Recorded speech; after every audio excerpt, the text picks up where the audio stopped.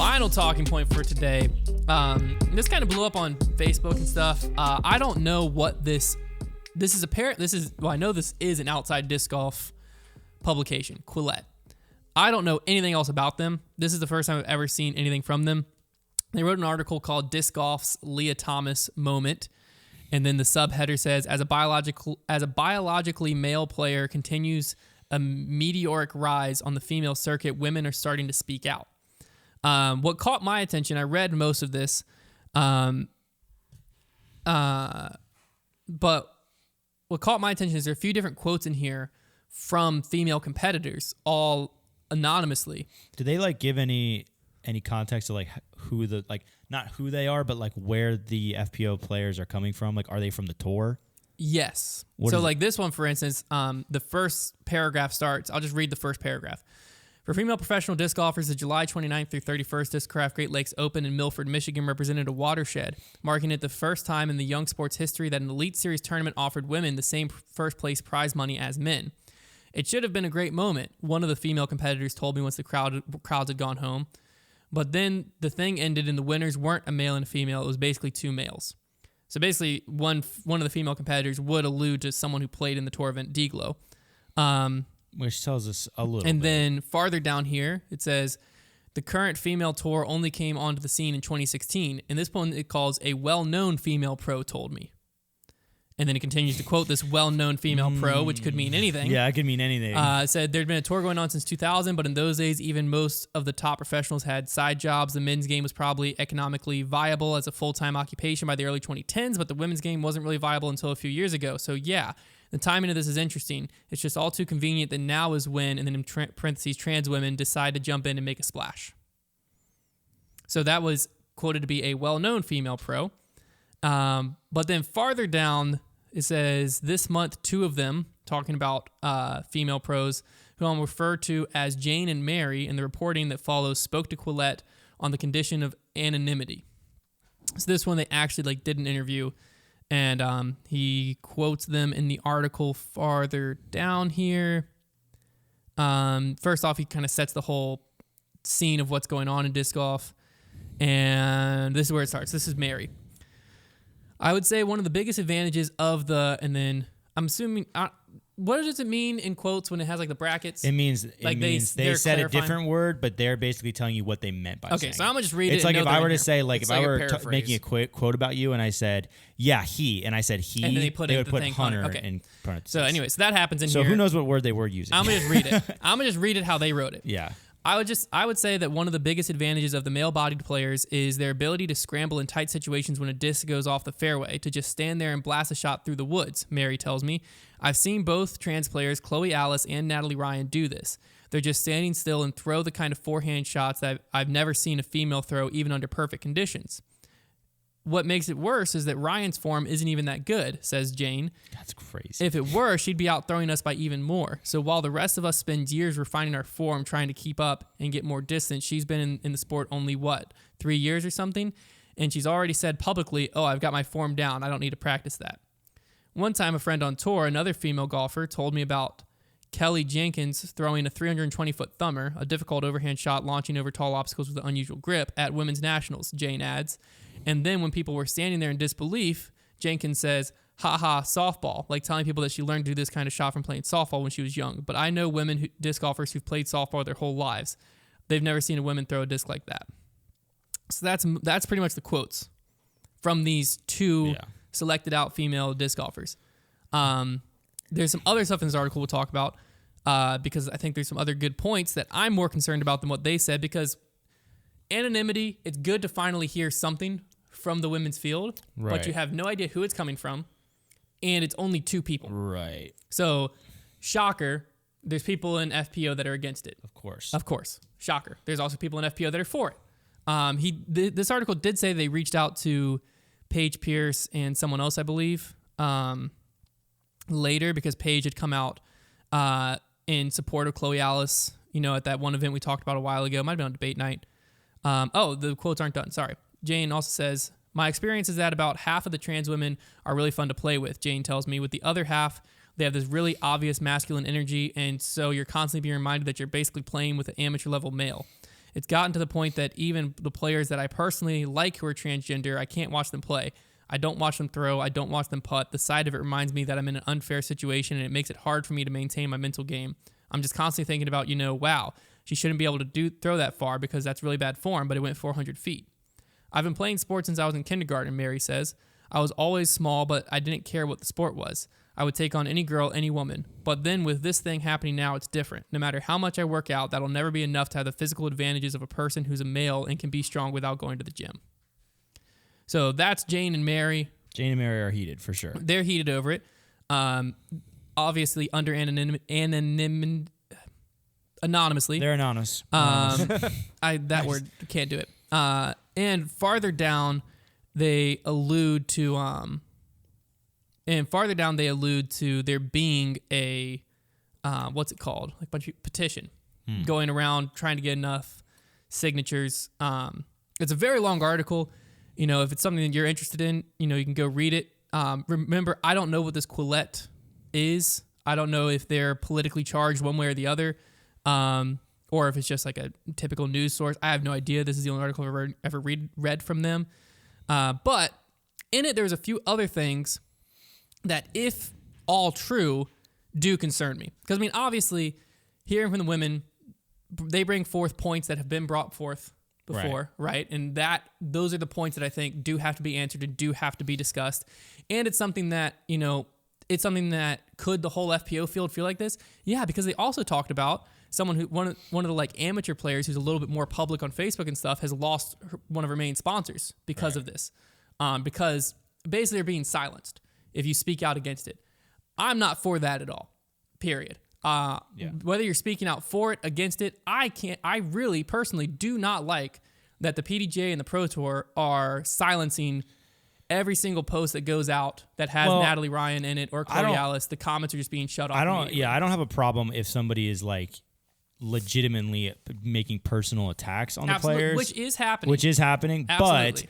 But yes, when there's just people bringing up points that have nothing to do with like a personal attack, they're not calling anybody names, and then that's being silenced, then it's like, how can we create a fair environment for the players and make sure everybody, like the FPO division themselves, are being heard if we're just going to if they're worried everything. about I can't speak my opinion because I might lose my sponsorship. Literally, if you were an FPO division right now and you were like a top FPO player and you made a statement, like there's a great chance that you're going to be forced to apologize by your company or dropped. Like that's a real thing. So like that's where the trouble is right now with this issue. Well, it's especially bad because it's in a situation that's new to disc golf, and overall is still a very new thing with sports, where people still don't have answers. Even the big sports still don't have solid answers. That's the thing. We just need as much transparency as possible. So whenever you're silencing people for sharing their opinion on it, whenever there hasn't been a declared right or wrong one, then it's not helpful. No, exactly, because it's a part where like conversations need to be happening.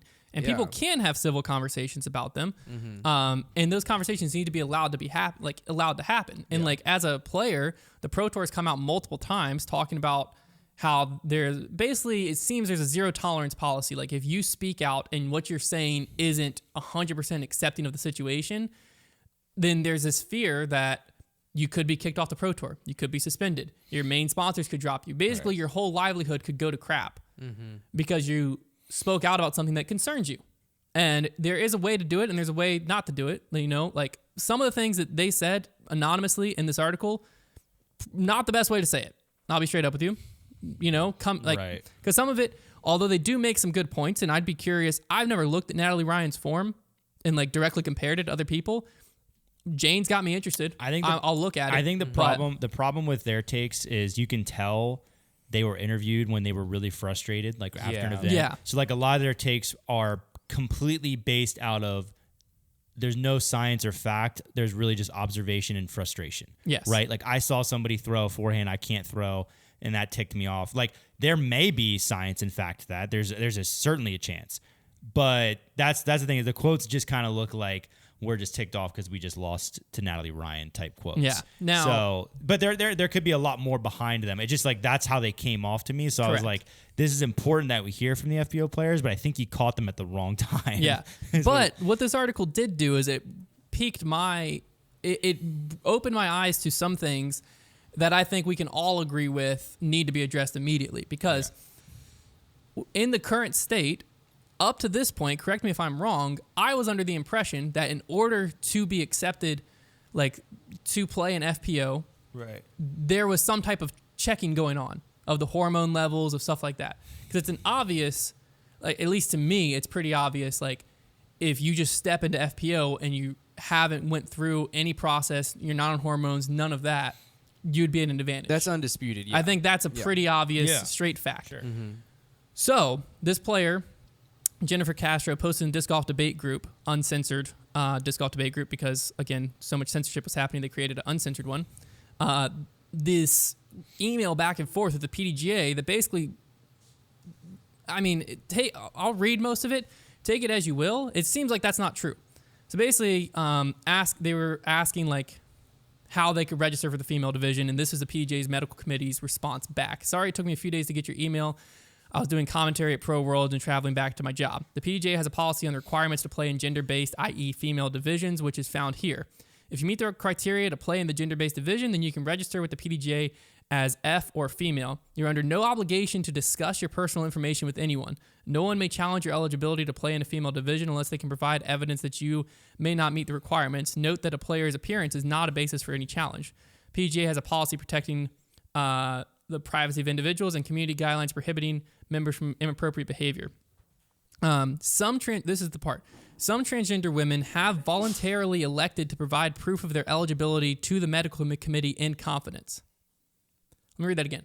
Some transgender women have voluntarily elected to provide proof of their eligibility to the medical committee in confidence. So that line there tells me that not all. It's not a requirement. Yeah, and they volunteered. They volunteered. Yeah. So they basically, and I believe Natalie Ryan is one of those that has voluntarily shown. They've certainly said I believe she said that. So I'm not questioning Natalie Ryan, but I'm questioning the process as a whole. Yeah. Because to me, that's a huge loophole that could be very, very easily jumped through. And as we'll see later in this article, there's a link to this TikTok from Chloe Alice, who is another touring professional, that was talking about, the TikTok says the hardest thing about transitioning, and in it, she admits to not, like, missing her pills, basically. Forgetting to take them. Confession on Instagram to neglecting to take the prescribed testosterone-suppressing, quote-unquote, pretty pills, as Alice describes them, for days at a time. Which, again, just goes to, like, this is like people are playing for this as their job. This is their livelihood. Right. So, to me, this is similar to, like, if I'm going in and I'm trying to be on the pro tour, that should be something where to get through these processes, you go through regular testing and stuff to make sure you're meeting the levels. That's what I'm saying. If it would have it seems to me like with the TikTok there where like she just wasn't taking testosterone suppressing pills for days at a time. If that's how the days at a time probably won't. I'm make not an difference, expert on how any of this works, but if it is a situation where you can go off of medication for a period of time and get testosterone back, then there has to be testing before every single event. But it also or like very regular testing. According to this email, it doesn't seem like there's ever initial testing to begin with. Yeah. So this is a legitimate question, and I'm not saying anyone is doing this. I am asking a legitimate question as a PDGA member and someone who is trying to understand the situation. What is preventing me from signing up for an FPO tournament right now? Nothing, it sounds like. Nothing, it sounds like, correct? Yeah. Am I wrong in that? No. And well, did you read the quote about where it said, like, where they basically asked about that and said somebody would have to like present evidence and they can't do it based on appearance? Yeah, so I was always under the assumption that I have to give my records to see doctors, etc.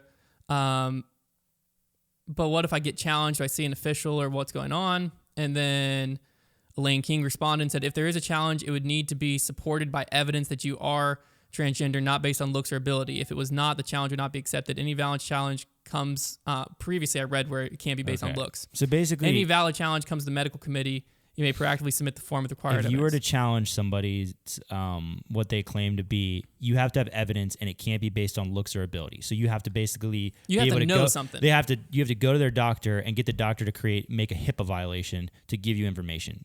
Essentially. Am I missing something there? That's what it sounds like. Or you have to be able to watch them 24/7 without blinking to see that they didn't take. Well, because to me, as I understood the situation previously, then we work through it, we figure it out, we follow the IOC, But there's just nothing all being of that. done. But if we're not double check, first off, shocker, the PDGA is not double checking. Yeah, of the course. people who won't make a statement about a Shocker. suspension or anything. But the fact that it's not being checked, it's hurting. To me, that hurts Natalie Ryan's reputation. Right. Yeah. Natalie Ryan has, from what I understand, followed all the guidelines and submitted the medical if documents. you were a and all of player that. that was following the guidelines, you would. But this raises everything into question, Right. because now it's just like you're saying, there's steps to this, right? So Yes. the step that we all thought we were at was like making sure that even with all of the testing, is it still fair? That's where we thought we were. But apparently where we are is we actually need to make sure the testing is being done. Yeah. So now we're back a step. We're a step below where we we're thought back we a were. step. So now I'm on the level of hey, can we get to where we thought we were? Because statistically, if I have to do nothing, I just sign up for FPO, I am one of the best FPO players in the world. By my rating. By his rating, yeah. By my rating, I am one of the best FPO players in the world. Right. And if this is telling me that I can't be questioned, I don't have to submit anything to the PDGA, I just have to sign up. And here's what and just lie, me personally, because I view myself as a man, I would have to lie. And these days, what it means to be one of the best in the world means you're going to make six figures. Yeah. So I would lie, and then I'd be able to take all this stuff from the FPO division as it currently stands. I wouldn't have to go through anything else. Yeah. That is a huge problem. And I don't understand how anyone is letting that. Well, the problem is it goes back to the accountability. Who's in charge of the PDGA? Who's going to enforce that change? Who's going to make them responsible and accountable? The players have to be. But they are scared. It's a big cycle. Yeah. But that's my thing is I am not accusing anyone that is currently on tour. Chloe Alice obviously posted a TikTok. She wasn't thinking about, ramifications of what she was saying, but it obviously revealed things. Yeah, it revealed stuff. I'm not accusing her of regularly going for months at a time to where testosterone can build up and all of that. I'm not accusing anyone of anything. The problem is except for the players. PDGA. Yeah. I'm accusing the PDGA of not doing their job because right now there is a huge gaping hole that would allow someone who, because I'm 970 rated, right? There are players that are better than me, 990, almost 1,000 rated, that really can't make it on MPO tour. Yeah. But could clean house in the FPO tour, and you're not keeping them accountable to prevent them from doing that. Right. That's unfair. I think agendas aside, anybody can everything, admit you that can there admit has to be a process. That's unfair. There Right. needs to be a testing process, and Right. I was under the assumption that testing process was in place. Yeah. But it seems like it's well, if you want to submit them, you can just kind of get ahead of the whole thing, but you don't have to. And the You thing can is, go the tear up the Pro PDGA, Tour, and then when there's a question, here's the then thing, you have to. the PDGA. It comes back to if there was a system in place and if they were listening to us and being like, that's not how it works, then tell us how it works. Give us clarity. They never give us clarity on anything. The email straight from the head of the medical committee. You're right, but that's what I'm saying. If we're misunderstanding something, then they need to explain it to us, because right now we are only allowed to draw conclusions with the evidence we have, and the evidence is pretty condemning. Yeah, that's what I'm saying. It's I don't know what else that could that's mean. right from their email. mouths, right? That's what I'm saying. It's hard to think that we're misinterpreting what's happening, which is basically they don't know what to do. They know they don't have the manpower. I think what it is they know they need to have the testing in place, so they put the policy out there. Right, but they can't enforce it. So to discount, to make it where someone wouldn't do it. Right. But then they know they don't have the funds or the process or whatever they need to have that process in place. Yeah. And my thing is, if that process can't be in place, then it can't happen. Yeah. It's as simple as that. If that's the rule, you have to be able to enforce the rule. Mm-hmm. If you can't enforce the rule, you can't make it a rule. That's what I'm saying. Yeah, and I'll be curious to see if anybody in the comments has counter arguments. I would love to hear counter arguments. I just thought we were farther than we were. Right. Yeah, I don't know. Is what it sounds like to me. And I hope I misread the PDGA's email. Yeah. I don't think I did. It was pretty black and white what it said. It was basically you can submit this if you want. It's not required to. Because I think it's also in that line too, is they feel like it might be a HIPAA violation or whatever. But it is not a person's right to play disc golf in a tournament. That is a service being offered. And so therefore, just like your company can ask for random drug tests, Right. you can say, hey, before you register for this, you have to meet X, Y, and Z qualifications, and we have to make sure. Yeah. That is allowed. That is fine. Drug testing happens in every sport. Yes. Except for disc golf. Happens in every sport. Because disc golf doesn't even test for disc golf doesn't even test for performance enhancing drugs. For now. For now. That's a great point. But I think that's stuff that just like, I mean, how electric would a random drug test be in disc golf? Oh my gosh, it would be. No one would be playing that tournament. Well, it just depends. Well, it depends on what they were testing. They probably for. wouldn't True. put marijuana on the banned substances because I think marijuana is kind of on its way out in the banned substance list for sports. But it would just be fascinating. Like, imagine if some guy gets tagged with a random drug test and you find out like that Ricky's been taking roids this whole time. Yeah.